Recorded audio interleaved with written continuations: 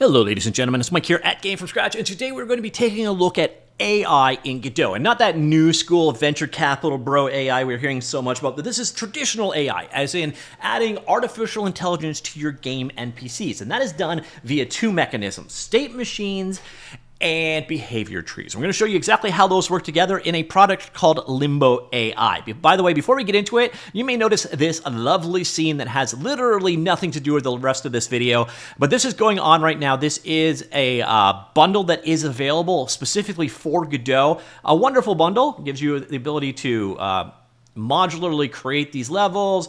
Tons of neat things available here, very modular in nature, very high quality in my humble opinion, and this is currently available over on Gumroad. You'll notice here it's listed as being $50. Use the code SN40 and you'll get it for just $9.99. Also, it helps support Gamefromscratch if you do so do check that one out. It is a limited time deal only. All right, back to the video. Limbo AI. So this is what we're talking about today. It adds behavioral trees and state machines to Godot 4. It is an MIT licensed. This is a GDExtension, so it's C++ based, and it's I'll show you how you can get it up and running. So what you're going to really want to do to check this one out is check out their absolutely overwhelmingly amazing tutorial. It's actually super impressive. I think you'll agree with me. Just go into your releases section over here and download this, the demo project itself. You don't really need to worry about the GDExtension unless you're modifying or changing yourself, because we can get it from the asset library. But what you want to do is go ahead and download this demo project over here, because again, it is a super impressive demo in my humble opinion. This is getting updated all the time, so it is a very current release. By the way, if you're interested in a different implementation, I also covered something called Behave. I covered this back in February. Very similar concept. So a behavior tree system implemented in a very different manner though. So if you like the idea of what we were talking about today, but for some reason you don't like the implementation, you could check out Behave as well. All right, so let's go check out Limbo AI and see if this demonstration is as good as I sell it as. Here we go. It is loaded up. Here is the primary demonstration. If you're going to want to go and get this, so load up the demo, and then what you do is come into your asset library and just search for Limbo.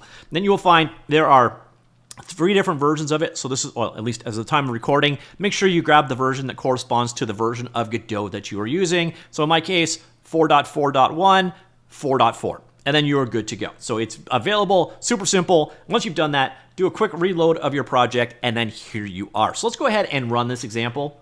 And I think what I find most impressive is their demo project is also a tutorial. I wish more people would do this because it's super impressive. So you can see it running right now.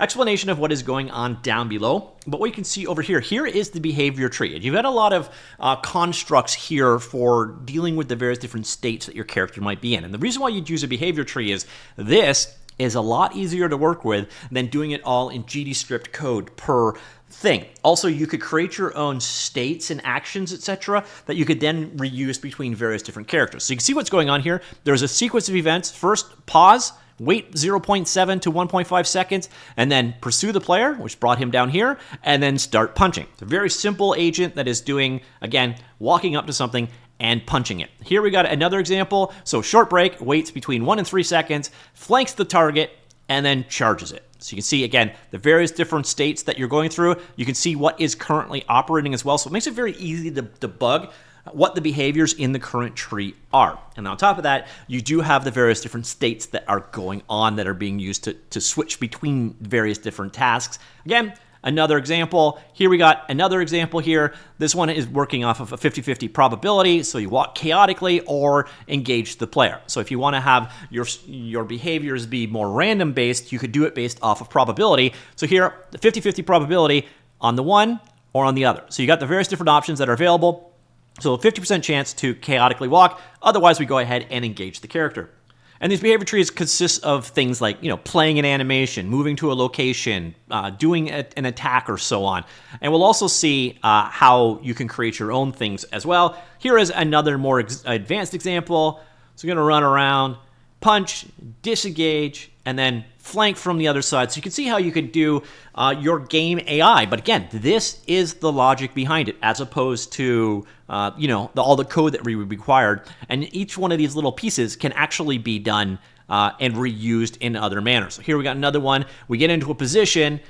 And then we throw throwing stars. Here you can see a repeat node going on. So we throw our 3 throwing stars. Once this sequence is done, then we go back to the selector. And here you see, again, based on a probability to do various different things. So 30% chance of doing this. Otherwise, we get in position and we start throwing our 3 throwing stars again. So another example of how they work. And this guy is, I think he punches and then runs away and throws throwing stars, but I'm not 100% certain. But you can see, again, parallel tasks here operating. Another way of handling, here is another slightly more advanced. So here we approach and do a melee attack, or throwing stars based off of various different logic, a bunch of different things going on here. And here you can see, simple enough to just call out the code. So we got the throw ninja star code being called, and then where the node to call it on, etc. So it's really still using the GDScript approach that you know and love already. And then another example, this one is going to spit fire balls, very similar concept. Again, the behavior tree controlling the logic here. So if you like the idea of building your game logic this way, it is a nice approach. Now, one thing that's super impressive here, this is the tutorial side of things. There's also still a full game here, and this is actually showing you a game that has been implemented using LimboAI, state trees, or behavior trees, sorry, and state machines to control everything. So, yeah. That's one example. 10 rounds of combat, keeps going and going. So that, ladies and gentlemen, is the demo that comes with it. Like I said, a super impressive demo with a ton of different sections in it that kind of explain everything you need to know to get up and going. So how do these things actually work? Well, here you can see a variety of different agents. Remember we saw like the imp and the charger. The charger was like that Minotaur character. Let's use that one as an example. So we'll double click and open it up. And you're going to see here, very straightforward. It's a normal character that you would build anytime, various different pieces, the rig, the character, all the animations, and so on. But when it comes down to the behavior trees, you've got this thing called a behavior tree player. And this is implemented over here. So you see the agent node is the agent charger, this guy right here. So like it's picking up that. So that's the agent. On top of that, we have the behavior tree that is attached to it. Okay, let's just go back over here. So let's open up that behavior tree, and here's where you get to the heart of it. Here's how you get to Limbo AI. Now, one thing I want to go back for 1 second, though, and point out to you, come back here. Another thing you'll see is this Blackboard plant. Now, Blackboard, I don't know where this came from. It's kind of a universal naming convention for kind of a global variable system. So you can access these variables from all of your various different behavior trees. So this is the data set that's attached to this. So you see things, speed and charging speeds, they're defined here. You could add more to it. You can create new zones, add new variables in of any type. You can see a variety of different details there. So this is how you can share data between your various different AI agents as well. But then back over here, once again, so this came from here. The behavior tree is defined this way, and then the behavior tree, you can see it in front of you. So all the various different pieces here. So Blackboard, this is how you could check a variable or set a variable. And this is a sequence of things. I did not mean to do that, which by the way, you do get documentation available as well, which is impressive. We can see here, you have composition, so things like doing things in parallel or sequence or select something, or we've got the decorators here for like always fail, always succeed, repeat. So if you want to do something over and over again, you can do it that way.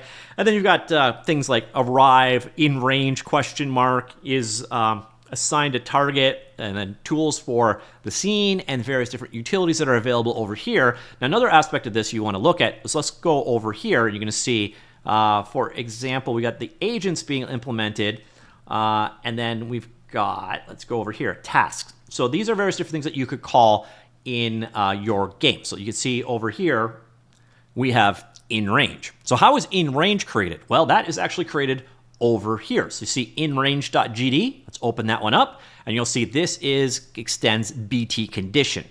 And then this is the logic that's used. And once this is implemented, you could then reuse in range in any AI you want. So you can see you're using this normal GD script for creating these building blocks that you work together. Here's logic for moving forward to something. Select the flanking position. This is the logic behind that. I don't know if I double clicked that. There, this is a BT action. And this, again, is select flanking position. We go back over to our asset here, select flanking position. So the stuff over here, all your actions, they're very simple things that you write using GDScript code. It's very nice way of breaking your logic up, but making it also very reusable as well. On top of that, there's here under player. So you can define the various different states. So dodging states, idle states, moving states, and so on. These extend out limbo states. So it gives you all of the code building blocks to work together in this entire system. And once again, you create your game logic this way. So far we've been looking at the agent chargers so far, but there's a bunch of them. So we've got, again, here is the one for doing, here's your daemon. And here's how you would set up a daemon. All right, I gotta go over. Daemon. All right, daemon class over here. So there it is. It's all handled via this BT player, so the behavior tree player. And there is your agent for the daemon. This is the logic controlling that. So anything you want to add to, basically you just pick in here. You want to put something in, you click, and there you go. That logic gets added into, and then boom. And then here, for example, we could call any method on any node. So if I wanted to pick a node, I'm just picking stuff completely at random here. And then I could pick a method to call for that one. I thought it had drop down for this, but again, you could call any GDScript node for the attached object that you're working with, and you can put the variables there. You can see you can actually work with values that have been defined in that blackboard as well. Makes it so that, again, you can create your game logic for your various different characters using these reusable building components to put everything together. And again, I think this has just a lovely demo to get you up and going. So if you're interested in learning more, it is all there for you. So once again, this is Limbo AI, behavior tree and state machines. Again, state machines are just a data structure behind the scenes used in just about everything. The name says it all. A state machine is a machine that tracks state. Think of state as, say, a traffic light. And traffic light has 3 states, stop, go, and go faster. Those are the things that are controlling. Very common data structure in any kind of thing that can move between one task and another. And behavior trees are basically the thing that controls the movement between those various different states. Very common paradigm when it comes to AI design. And Limbo AI, it does a very, very good job of it. So if you're interested in doing artificial intelligence using the Godot game engine, do be sure to check this one out. A very impressive project, I must say so. Also, once again, this project is available, this bundle. I don't know how much longer, but if you do buy it using my link, it does help support me. And I do love seeing creators create stuff directly for or port stuff over to the Godot game engine. I want to see more and more creators do this, so that's definitely part of why I am demonstrating this project, but this is available as part of this bundle over here. But the most important thing is if you do pick it up, use the code SN40 to pay $9.99 instead of $49.99. And again, some really high quality assets here if you're interested. Ladies and gentlemen, that is Limbo AI. Let me know what you think in the comments down below. And if you're using a different thing for artificial intelligence inside of your Godot game, please do let me know suggestions. Again, I've covered Limbo AI and I have covered Behave. Again, they kind of accomplish the same thing. They just have a very different approach to it. And I do have to say, straight up, Limbo AI, the demonstration project for this is chef's kiss. Great job they've done there. So let me know what you think. Key thing to do be aware of, though, this is for reasonably current versions of Godot only. And if you're rolling it all yourself, do you see the value in using an add-on like this? Or do you think it's just more work and do you have a different approach? If so, do let me know. Or if you have another recommendation, let me know that in the comments down below too. And I will hopefully check it out. All right, that's it. I will talk to you all later. Goodbye.